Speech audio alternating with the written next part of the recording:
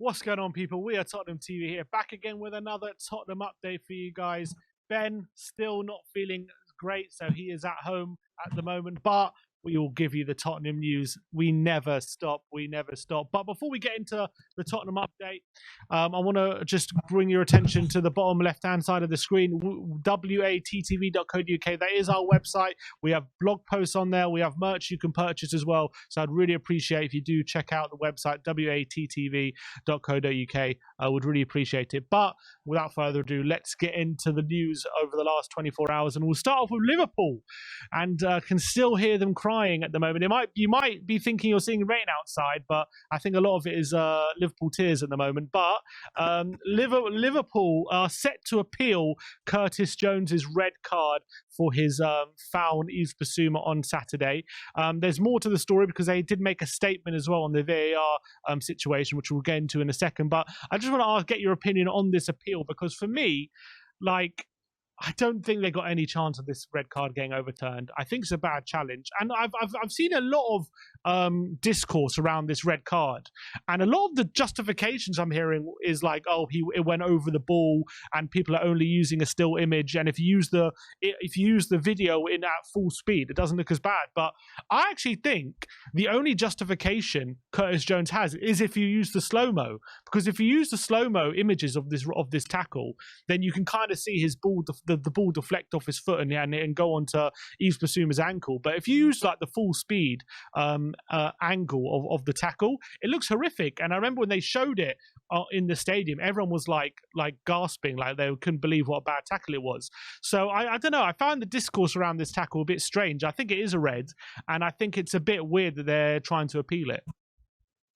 Yeah, look, I think many different people have so many different opinions on this red card, not even just Spurs and Liverpool fans, but I've heard from fans all over the Premier League talking on it on social media, talking it is a red, it isn't a red, it is a red, isn't a red. So I guess if there's so much kind of like differences of opinion on the matter, then maybe they can fall on an appeal and the appealer will have the same kind of opinion as the people that are saying it's not a red card. Like I told you on the player ratings and the match review stream that I wasn't sure where I stood on this one, if it was a red card or not. When I first saw it and I first saw the action of the studs going into the shins, I thought 100% red card.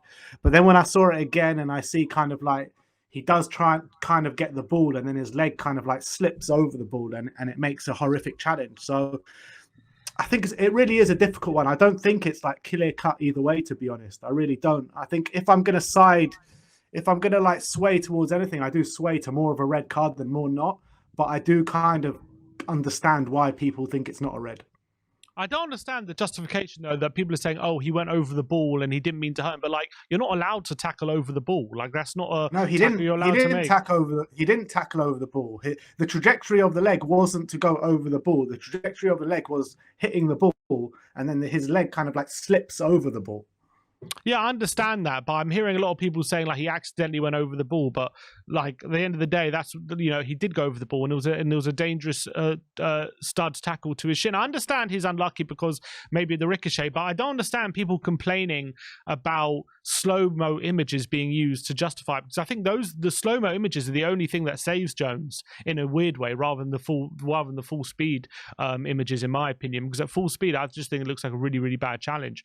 But look, we'll see how the appeal comes off. But what was interesting is the appeal. No chance they're getting that off appeal. No chance. I agree. I think it's just maybe they're wondering they had the wrongdoing with the VAR, and maybe they're thinking that the FA will be classic Liverpool though for them to get it overturned. Classic Liverpool, just for them to feel sorry about it.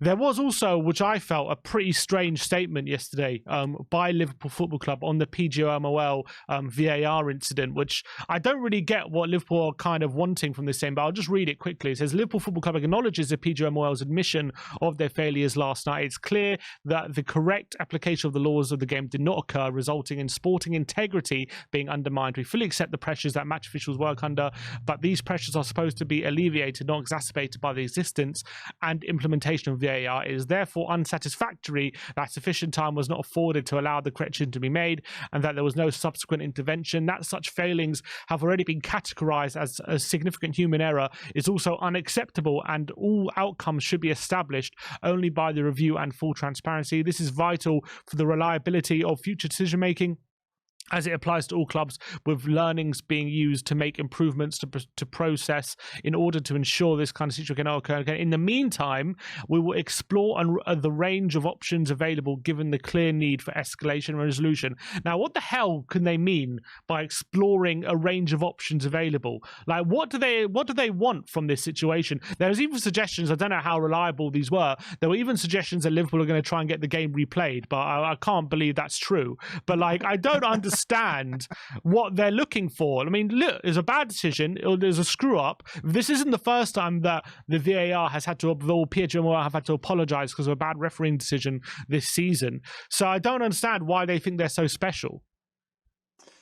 So can we please have the Champions League final replayed? Can we have last year's game replayed? Can we have the year before's game replayed and the year before's game replayed against Liverpool, please? Because every single one of these games, we get horrific refereeing decisions. Oh, and you know, while you're at it, you may as well throw Pedro Mendes his goal in there as well. Let's go get that one replayed as well.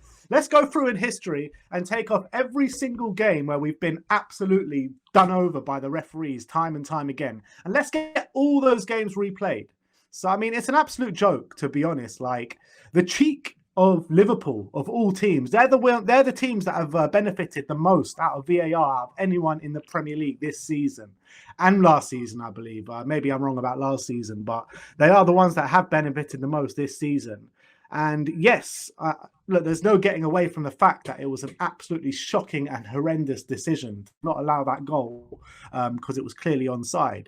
But the fact of the matter is that everyone gets bad decisions against them, specifically Tottenham Hotspur on a regular occurrence. Like, you remember that one against Sheffield United when Lucas Moura fell down and got fouled, and then he went on and scored. And you know what I mean? Like, how many decisions have we had against us that have just been blown your mind about why that decision is being taken? And have we ever gone to the Premier League and made complaints and asked for the games to replay? No, it's part and parcel of the game. Before VAR came in, you know, bad refereeing decisions were made consistently, and it was just part of the game. Now with VAR, it should be like less clear cut of the kind of and how many mistakes they're making, but mistakes are still going to happen. Yes, the one on the weekend should never have happened because it was just complete.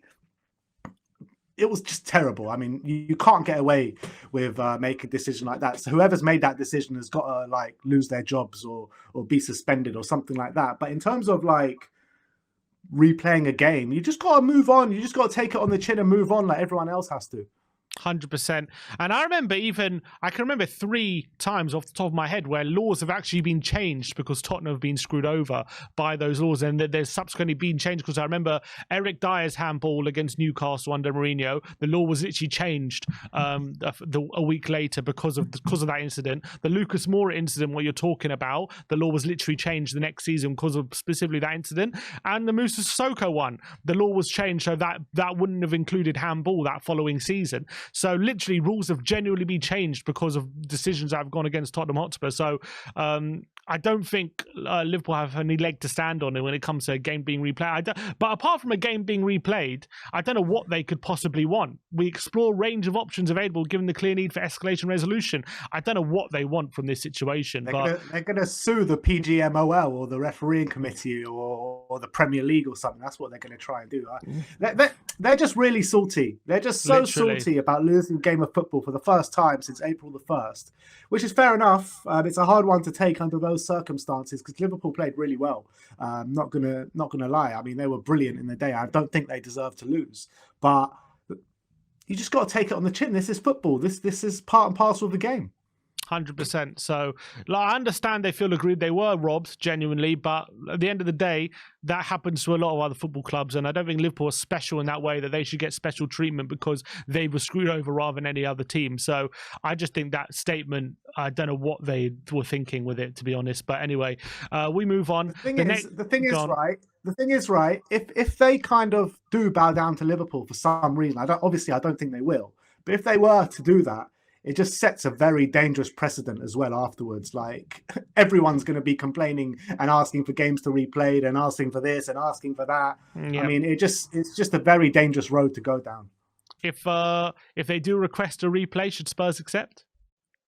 Yeah, right. Yeah, right. Absolutely no chance. We're taking those 3 points and running away as fast as we can.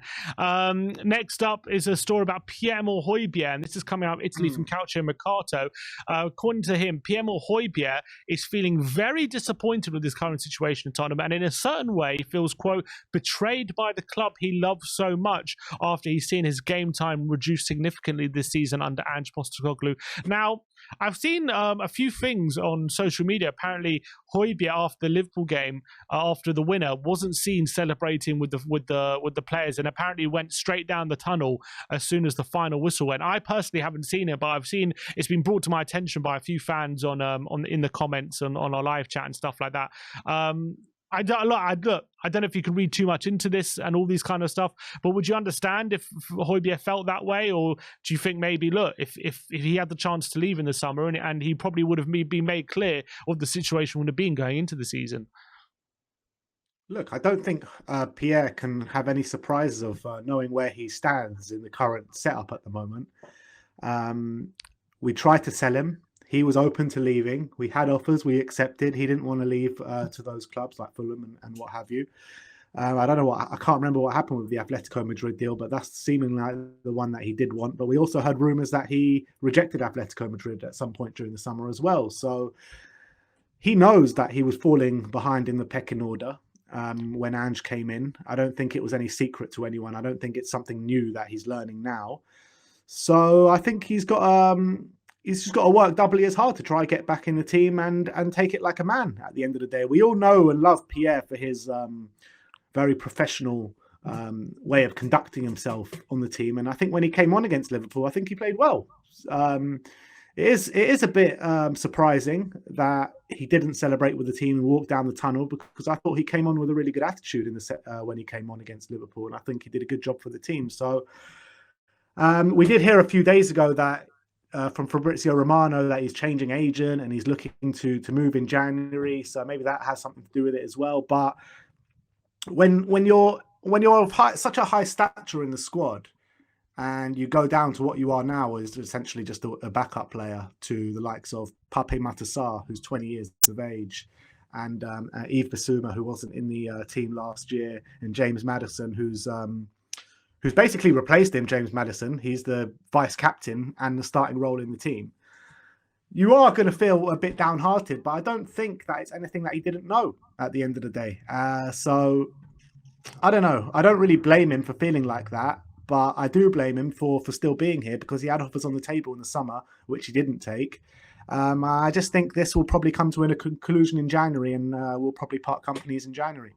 Yeah, I hope so for everyone's sake. But look, in terms of feeling betrayed or anything like that, at the end of the day, he's been kept. It's not like he's being kept out by anyone who's not playing well. Sarr, Bissouma, and Maddison are playing fantastically in the middle right now. Yes, when Hojbjerg comes on, he's doing okay, but I don't think he's doing anything on the level of those middle three are in their time on the pitch. And yeah, you could argue it's only cameo appearances, so it's hard to show your full worth in such a small amount of time. But even when he's had starts like the Fulham game, he wasn't very good. So I just think if he wants to break in the team and he feels like he should deserve more minutes, then he should be doing more, and he should be showing a higher level of technical ability. We know he's a good player, but I think at the end of the day, the other players are more suited to how we want to play. And if he wants to get minutes, he needs to up his game level. And I think he's only got himself to look at the moment. And I know he's an experienced player who was a massive part of the team over the last few years, but a part of the leadership group. But I think that's just the way the team is moving, and I think he has to either get with it or stop complaining, essentially. And he doesn't seem to me the type of guy who's going to complain about this stuff. I would have thought he's the one who's kind of just going to get on with it. And maybe this article is inaccurate, but if it is accurate, that would be very bit surprising. He would have that kind of reaction, Hojbjerg, to be honest, like that kind of visceral. I thought he'd be working doubly as hard to try and get back in the team, but if he's already feeling sorry for himself, then I think that tells me enough about his current mentality, to be honest. So I hope it's wrong. But if he is sitting there just feeling sorry for himself, I don't expect Ange to take that. I don't think Ange will put him in a matchday squad if he is like that. I think he will just like try and cast him aside and stuff. And if he was sulking after the Liverpool game, you would assume that there must have been some of that going on before the game. And if that was true, then I don't think Ange maybe would have put him in the squad or even brought him on. I don't understand why he would go down the tunnel after he played a significant role in getting us the win against Liverpool as well. So that was a bit peculiar. I haven't looked. There's no like official confirmation that happened or anything like that. It's just things I've heard. And if you do look at the videos, I don't see Hojbjerg anywhere. So it does seem to be true that he did go down the tunnel. But whether it was something like he was angry or anything, we don't really know that. So I don't know if anyone else can shed light in the comments, but do let us know. Next story. He wants the game replayed. Exactly. Next story is coming from Germany, and that old Harry Kane story yet again rearing its ugly head. And the Bayern chief was talking to German news TZ out in Germany, and he was talking about the Harry Kane deal. And he claims that a big part of the fee depends on transfer bonuses, and for that reason, Tottenham won't see that much money so soon. He says Harry Kane didn't cost more than 100 million euros unless we win this and this and this in the next few seasons. Without bonuses, we are under 100 million euros. And he also said there are only a few strikers in this category who on the one hand fit us and on the other hand make us better. And because there are only a few, they come at a price. With Harry Kane, we finally have a good guaranteed again. He stands where a striker has to stand and also scores a lot of goals. And then he was asked to confirm whether he meant 100 million euros or pounds, and he said 100 million euros. He clarified that as well. And it's claimed that the bonuses could reach to over 20 million euros. Look, it's just something to comment on. I know we're moving on from Harry Kane at the moment with the way we're playing, but do you believe what he's saying? Because a lot of the reports in England saying it's 100 million pounds. They're saying it's under 100 million euros unless they win loads of trophies. It's just, I mean, do you care even at the moment? No. I'm literally just listening to you thinking like, I literally do not care anymore about this situation. Like it could be 100 million euros, 90 million, like whatever. Like it's gone now. We don't need to talk about how much money we're getting for Harry Kane anymore. And if it's 80, if it's 90, if it's 100, if they win the Premier League, the Bundesliga, the bloody Champions League, the DFB Pokal, whatever it's called, like he's gone. We've got a significant fee for it, whether it's 10 million more than we thought, 10 million under than we thought. Who really cares at the end of the day? The main thing that matters is that we've got better since Harry Kane has left. And we're higher in the Premier League than Bayern are in the Bundesliga. So happy days. Are you team Bayern for the Champions League? Try and get that extra 20 million? Get a new striker, maybe. I would like to see Harry Kane lift the Champions League, to be fair. And knock out Arsenal on the way as well. And if Bayern win the Champions League this year, then what says that Harry Kane doesn't come back next summer? But do you want them to win for Harry Kane or just for that extra bit of money that we would see? For Harry Kane, I would say. For Harry Kane. All right, next story comes out in Holland, and it's about Troy Parrott, and his loan spell at Excelsior seems to be going pretty well. He netted a 90th minute winner on the weekend against Sparta Rotterdam in what was a really nice volley right at the end of the game on the edge of the box, roof of the net as well. He had a quote after the game speaking about the win. He said, "What I wanted to do was put the ball in the goal, and that's what I did, so it's good." Very nice quotes there from Troy. I hoped it would be the winner. I didn't feel there would be much time left, so I was really happy. It's special scoring, but scoring in this game, in the last kick in the game, is different. It's a feeling you can't explain, so I'm really, really happy. And look, I'm delighted for Troy Parrott. I think that's his second goal, isn't it, out in Holland for Excelsior. So seems to be going all right, his loan spell at the moment. Yeah. Tell me if I'm wrong, but I believe this is the club that that Marcus Edwards started with in Holland as well, wasn't it? Didn't he? It was Portugal, wasn't it? Did he go to Holland? Oh no, sorry, you're right. It was. Did we? We have done transfer business with them before, haven't we? I remember looking into this. I think the only player we shared with Excelsior was Mounir Al Hamdoui. That's maybe where I went with him. I was so excited about that guy, Munir Hamza. But no, specifically on Troy Parrott, I think that, look, it's positive because we've never seen him have a positive loan spell before. He's scored 2 goals in his first 3 games, I think it is, and good goals as well. This was a really nice breakaway in the last minute of the game, showed his mettle to polish it off in the last embers of the game. So, look, I think this is last chance saloon, to be honest, for his Spurs career. So if he can have a good loan spell and come back to Spurs next season and really hit the ground running at Spurs, then maybe he does have a chance at Spurs. But it's also good for maybe putting him in the transfer in the shop window and getting a figure for him in the summer as well. So it's all positive news. Yeah, and it was a really nice goal as well. So it'd be good for his confidence to get that last-minute winner. There was a few scenes as well. And Excelsior do seem to be doing all right at the moment. I'm looking at the Eredivisie. They seem to be about 5th in the table, which seems to be quite above expectation. I think they were involved in a relegation battle last season. So, look, hopefully Troy can carry on the way he's doing and hopefully score more goals like he did on the weekend.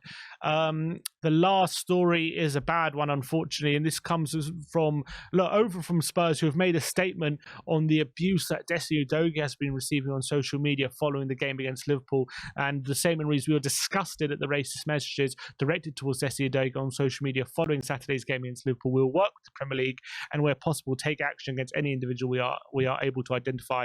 We stand with you, Destiny," and we absolutely echo those thoughts from Spurs. And it's absolutely horrible to see that. I don't know what he's done. I mean, nothing he can do really deserves that kind of abuse, but all that happened was he got fouled twice and he's been sent all these abuse from a rival fan. So absolutely disgusting to see, and we'll just hope that he's okay and we stand with him, of course. Yeah, absolutely disgraceful behaviour from anyone involved. I mean, I've seen some of the comments come through on Twitter and Instagram and all that kind of stuff, and it just doesn't, like, what do people think of, like, when something bad happens to their team in a game, so they go on social media and direct racial abuse to a player. I mean, it just doesn't make sense. There's just no reasoning and there's nothing behind it. Like, why? Like, it just doesn't make sense. Like, it's just so disgusting. And like, especially for someone that didn't even do anything wrong within the game. Like, he got fouled a couple of times, Jota got sent off. Yeah, fine, the first one wasn't a foul, but Destiny also made a challenge and got booked for no reason, and that wasn't a foul. So I just don't get the whole situation. And, you know, racial and racism should be stamped out of the game completely, no matter what happens during a game. So it's all completely disgusting and it needs to be eradicated. This happens way too often, not just the Spurs players, but players all around the world and all around the footballing world. So it's just disgusting, really. Absolutely agree. But let us know in the comment section below about any of the stories we talked about today. Let me know your thoughts. Like, subscribe, and comment. And as always, come on, you Spurs.